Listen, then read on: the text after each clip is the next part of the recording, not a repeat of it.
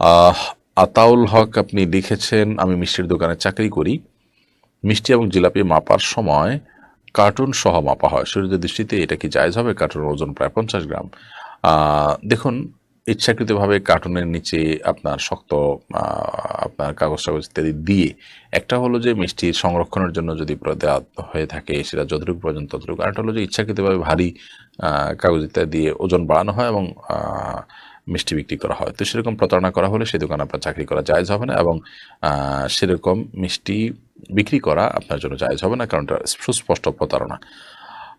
যেটা একেবারে সহনীয় পর্যায়ে, মানে এর নিচে আর সম্ভব না, এটা ওপেন সিক্রেট, সবাই জানে এবং ক্রেতাও জানে যে হ্যাঁ এটার এই পরিমাণ ওজন আছে, তো সেটা থাকলে কোনো অসুবিধা নেই।